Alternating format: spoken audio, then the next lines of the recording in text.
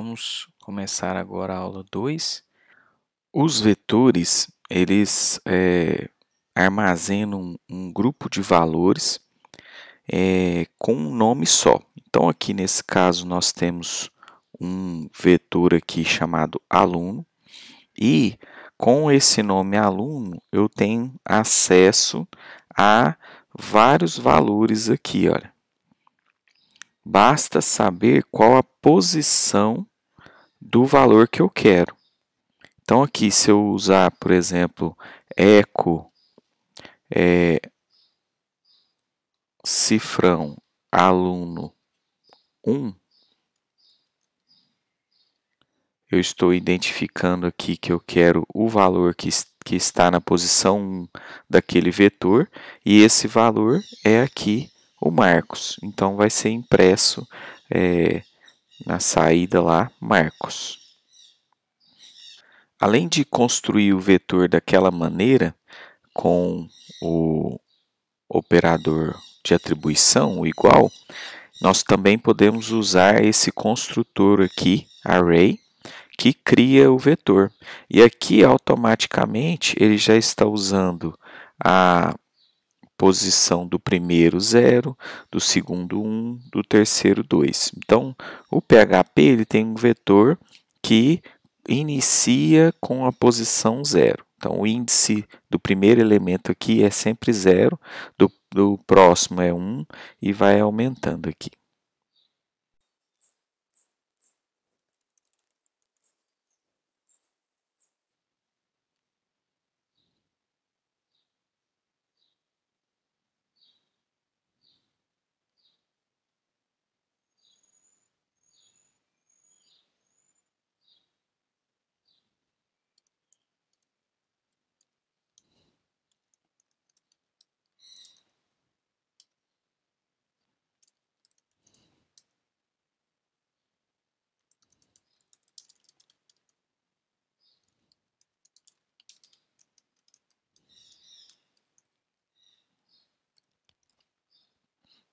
Para criar o vetor aluno, então, basta eu utilizar aqui o nome aluno e aqui no índice colocar a posição que eu quero colocar um valor.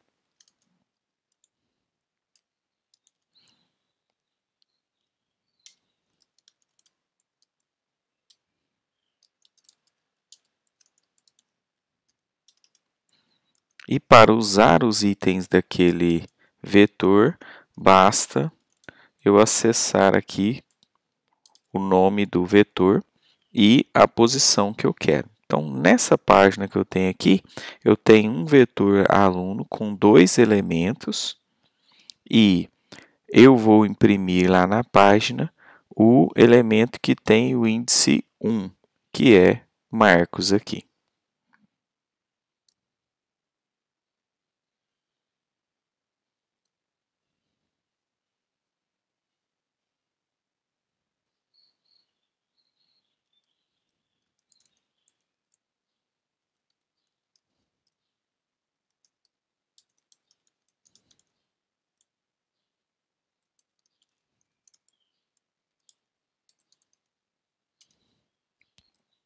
Então, está aqui impresso Marcos, apesar de o vetor ter mais elementos. Então, se eu fizer aqui um var dump daquele vetor aluno, eu vou ver todos os elementos que tem lá naquele vetor. Então, eu vou retirar por enquanto aqui, vou comentar essa impressão do aluno, quer dizer, agora que essa linha não vai executar mais no PHP, e o var dump é que está funcionando aqui. Então, o aluno é um vetor, está aqui, ó, array, com 2 elementos. O elemento na posição 0 é Mateus e o elemento na posição 1 é Marcos. O tipo desses elementos é string e aqui só coincidiu de os dois terem a mesma quantidade de caracteres. Nós também podemos usar, ao invés de um índice numérico, uma chave, uma string, para identificar um valor dentro de um vetor. Aqui, por exemplo, eu tenho um vetor nota E dentro desse vetor nota, ao invés de ter aqui posição 0, por exemplo, eu tenho a string prova apontando para o valor 10. Enquanto que aqui participacão aponta para 6.0 e resolucão aponta aqui para 8.5. Então, essa é uma outra maneira de identificar o valor. Aqui, então, se eu fizer, por exemplo, eco nota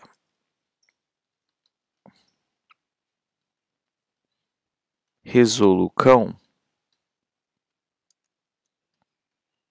eu vou imprimir na tela esse valor aqui, porque é o valor com essa string resolucão usada como chave. Como o índice ele aponta para o valor, para criarmos aqui esse vetor associativo com o construtor array, nós temos que ter a string, ou seja, qual será a string usada ou a chave usada e o valor. Então, nós sempre temos aqui um par chave, valor e temos essa seta aqui que é formada pelo caractere de igual e maior que, para mostrar que na chave, por exemplo, prova, eu terei o valor 10. Na chave participacão, eu vou ter o valor 6. E assim por diante. Como o vetor associativo ele tem sempre que usar a chave para encontrar o valor, nós conseguimos identificar aqui por que há a necessidade de todo campo do nosso formulário que vai enviar dados, além do tipo daquele campo, é necessário que ele tenha um name. Porque no caso aqui do PHP, esse name que é usado aqui no input é o name, a chave usada lá no vetor que recebe esses dados. Então, se esse formulário foi enviado com o método get, lá dentro de get, de cifrão underline get, que é o vetor aqui, vai ter o que o usuário digitou aqui. Então, o que o usuário digitou nesse campo vai chegar aqui no get com o índice aqui, ou a chave dele, o name que está aqui, que é x. Se nós esquecermos de colocar um name aqui, como é que nós poderíamos buscar esse valor aqui dentro desse vetor? Nós não poderíamos, porque nós não teríamos uma chave. Então, esse tipo de campo aqui, quando nós não ajustamos o name, ele não é enviado e não tem como eu receber o dado que o usuário digitou. Como exemplo aqui, eu vou criar um formulário simples que envia um valor x.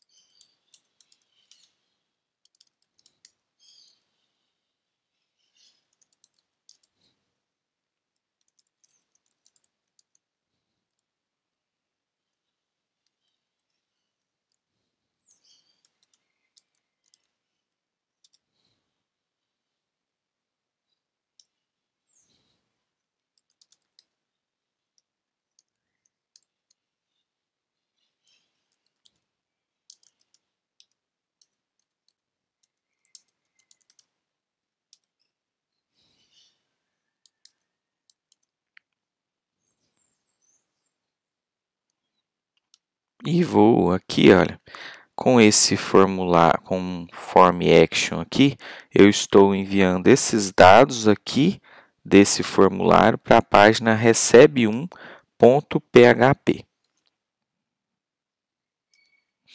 No caso aqui, eu só tenho um campo de texto e um botão de envio, então a única coisa que seria enviada ou recebida aqui do usuário vai ser o que ele digitar nesse campo de texto aqui.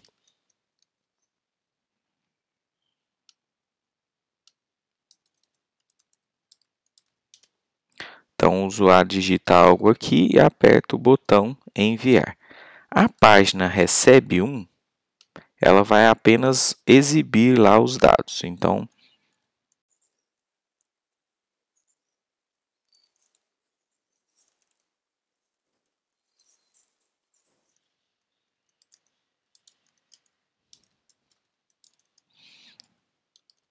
nós vamos fazer aqui um var dump da variável get, cifra underline get, que é o vetor que recebe os dados dessa página aqui. Quando o usuário apertar o enviar aqui, nós vemos o var dump exibindo um vetor com 0 valores lá dentro. Por que disso? Do jeito que está criado esse formulário, o método de envio aqui é aquele get, e nós sabemos que o método get ele envia ou mostra os valores que foram enviados aqui na barra de endereço do navegador. Se nós olharmos aqui como está lá o nome na barra de endereço, ficou desse jeito aqui. Você vê que os dados foram enviados para recebe1.php, mas após a interrogação eu não tenho nada aqui. Então quer dizer que não chegou nenhum dado. Como não chegou nenhum dado, o var dump resultou aqui num vetor com 0 itens. Mas o usuário digitou em um campo, foi nesse campo aqui. Aquilo que ele digitou foi perdido, porque eu não tinha aqui um name. Mas se eu tiver ajustado no input um name, aí sim, aquilo que o usuário digitar vai ser recebido lá. Olha. Inclusive, está aqui agora na barra de endereço. Olha, a diferença aqui dessa barra de endereço, quando não tinha dados, dessa outra. Após a interrogação aqui, eu tenho o valor que o usuário digitou e tenho a chave ou o índice que pode ser usado para acessar esse valor. Então, aqui, olha, recebido em get um item, quer dizer, aquele vetor foi criado lá com um item. E qual é o item? Ele tem a chave x, então para encontrá-lo aqui dentro do get eu vou usar x, e o valor é 323, uma string aqui. Para imprimir, então, esse valor que foi recebido, na página recebe1, basta usar echo get e a chave x. Então, aqui no caso, vai imprimir apenas aquele valor que foi recebido. Para percorrer vetores em PHP, nós podemos usar o for. E para usar o for aqui, eu vou usar um índice que vai aumentando de 0 até a quantidade de elementos do vetor. Então, no caso aqui, essa função count, ela conta a quantidade de elementos desse vetor aqui que foi passado para ela. E aí, a cada vez que isso aqui for executado, vamos aumentar o índice. Por quê? Nós vamos usar esse índice aqui dentro do vetor. Então, a primeira vez que eu entro nesse for, vai ser impresso olá, aluno. E aí, aqui, como o i está valendo 0, vai ser o aluno 0. E vai contando. Com aquele nosso vetor aluno com 3 elementos, o primeiro deles lá era Mateus, o segundo Marcos e o terceiro Lucas. Então, aqui na primeira vez que eu entro nesse for, ele vai imprimir aluno 0, que é o Mateus. Depois, ele vai aumentar o valor de i, então o i agora vale 1, então ele vai imprimir aqui o aluno 1, que será o Marcos. Em seguida, ele aumenta de novo o i, e aí o i agora está valendo 2. 2 continua sendo menor do que a quantidade de elementos lá dentro daquele vetor. Então, ele vai imprimir o Lucas. Em seguida, ele aumenta o i. Só que no teste, o i agora não é mais 2, ele é 3. Então, agora 3 menor que 3, esse teste é igual a false e termina aqui o for. Então, ele só vai imprimir os elementos que tem realmente lá, ou tentar imprimir apenas aqueles que tem dentro do vetor. Aqui, então, com esse vetor aluno contendo aqui 3 elementos, nós podemos usar aquele for para imprimir cada um deles, usando então for i igual a 0, i menor que count aluno, i mais. E imprimir aqui os elementos, olha, aluno, i. E aí esse i vai aumentando. Primeiro ele é 0, depois 1, depois 2, depois 3, e quando chegar no 3 ele encerra.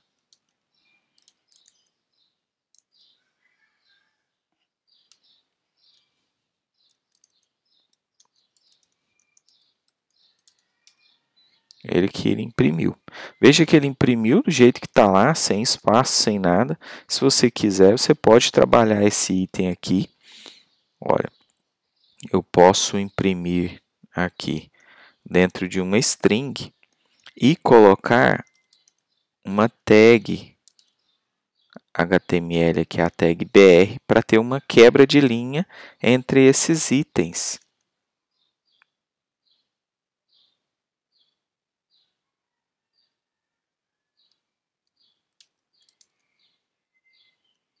Então, aqui no código fonte, mostra que eles estão todos na mesma linha, mas como eu tenho a tag BR aqui, eles aparecem no navegador em linhas diferentes. Se eu não quiser usar o índice contando lá de 1 em 1, ou não quiser determinar a quantidade de elementos daquele vetor antes de trabalhar, de imprimir, uma outra opção que nós temos aqui é o for each, e o for each vai percorrer todos os elementos dessa maneira aqui, olha. Eu passo então o vetor, essa palavra-chave aqui, e um par de variáveis que vai receber a chave e o valor de cada item.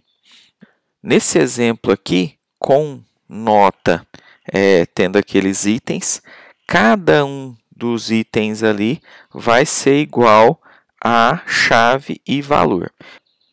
Nesse caso aqui, olha, com o vetor nota desse jeito, ajustado desse jeito aqui, nós teremos aqui no for each, na primeira vez que eu vou entrar aqui no corpo do for each, eu terei chave igual a prova e o valor igual a 10 aqui, sem ter ajustado o índice.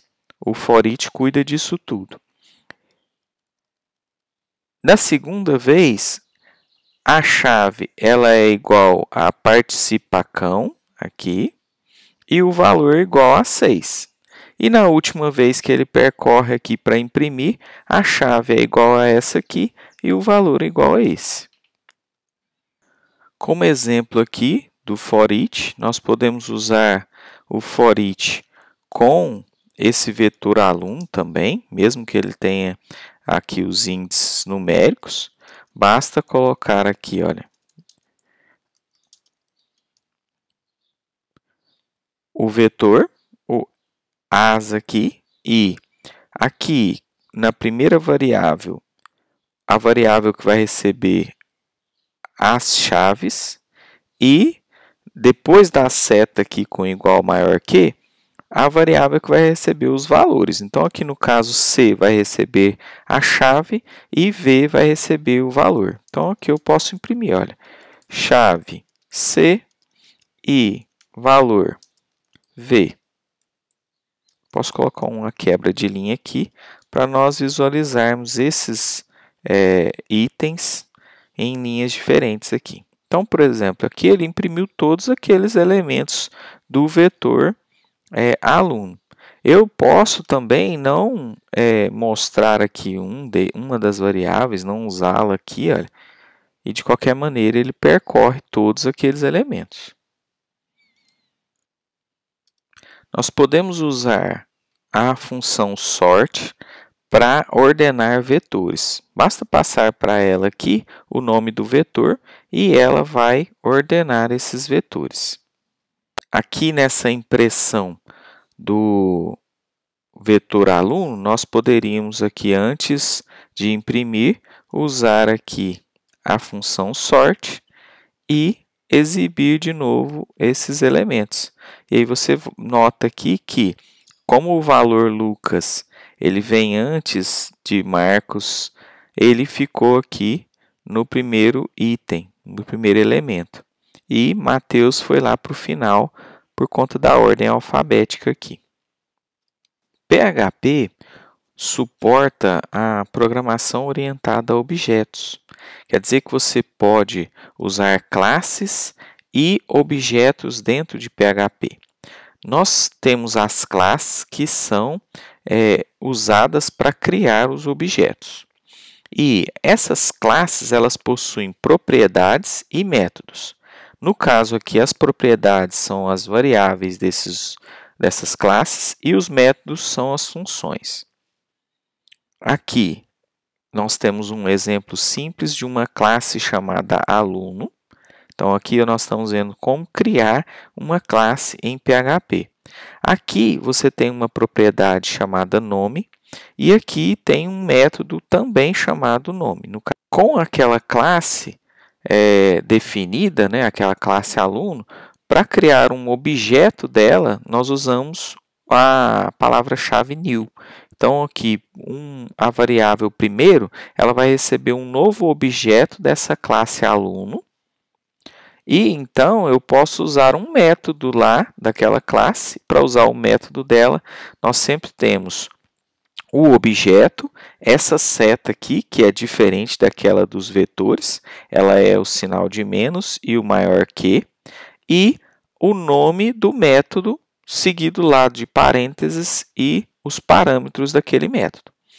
Tendo feito isso aqui, o nome daquele aluno lá que está, aquele objeto aluno que está na variável primeiro, vai ser agora o nome que eu passei aqui. Então, no caso, vai ser Mateus. E nós podemos acessar essas propriedades também usando aqui a seta. Então, se eu usar primeiro seta nome, ele vai imprimir o nome que está ajustado. Nesse caso aqui, vai imprimir Mateus.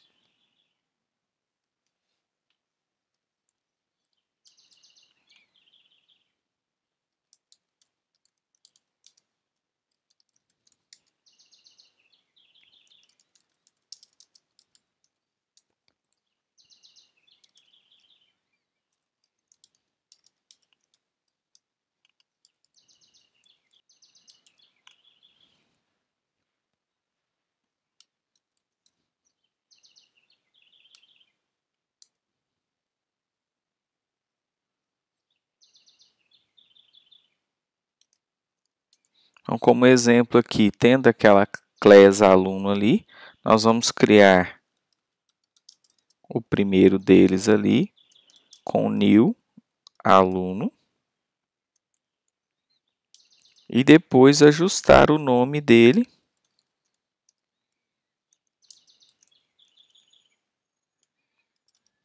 Nós podemos criar outro aqui também do mesmo jeito.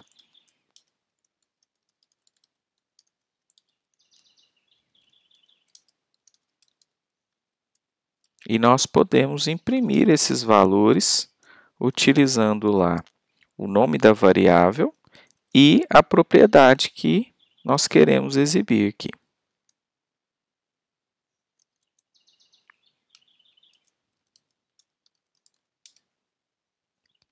Existe um erro aqui nesse código de lógica, que é o seguinte: ele não está imprimindo nada aqui nessa linha do primeiro nome.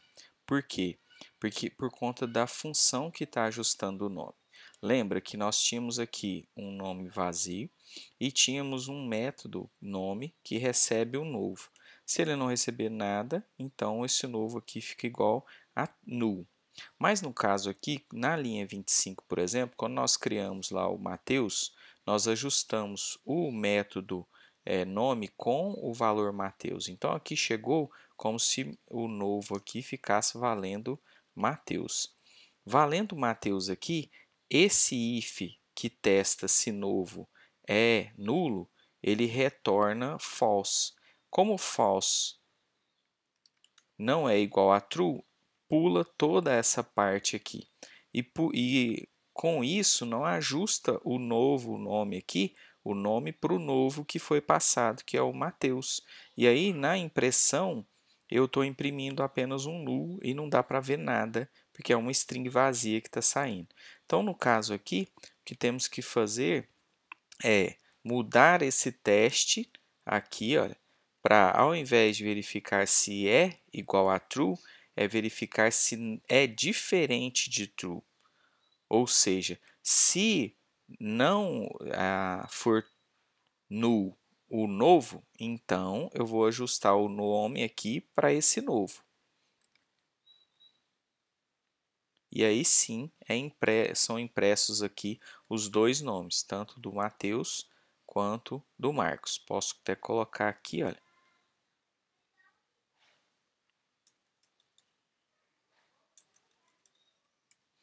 Apenas para imprimir o primeiro nome, desse jeito aqui. E aí só vai aparecer Mateus. E se nós usarmos do segundo, o nome também, vai aparecer só Marcos. Os recursos ou resources em PHP, eles serão usados quando nós, por exemplo, acessarmos banco de dados, nós vamos estar usando um recurso. A conexão com esse banco de dados é que vai ser o resource. O interessante aqui do PHP é que ele faz a limpeza automática de resource. Então, você pode criar lá um resource em PHP e quando não tiver mais uma referência ou não estiver sendo mais usado aquele resource, ele simplesmente é desligado e a memória é liberada. O null nós vamos usar em PHP para representar uma variável que não tem valor. Imagina que dentro da página nós estivéssemos usando a variável nome aqui, com o valor igual a fulano, e aí de repente nós queremos limpar o valor dessa variável. Se nós não tivermos algo para colocar lá dentro, nós podemos utilizar apenas null e vai ficar gravado lá em nome, como se essa variável não tivesse um valor.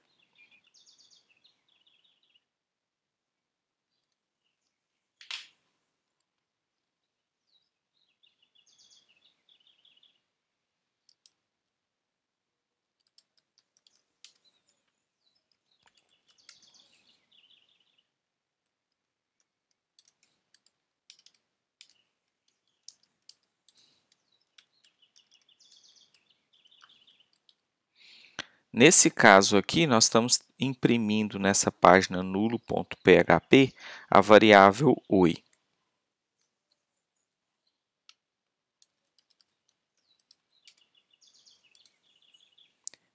Você vê nada impresso ali, porque por enquanto essa variável não tem nada dentro dela. Então ela é nula, ou seja, sem valor, então nada é impresso na tela. Para verificar se existe alguma coisa, algum valor dentro de uma variável, você pode usar a função isNull, porque ela é quem verifica se determinado valor é null. Então, aqui no caso, eu posso usar no if isNull nome. Então, se aqui isNull for nome, então o resultado vai ser true, e se for true, ele vai imprimir aqui, digite o nome.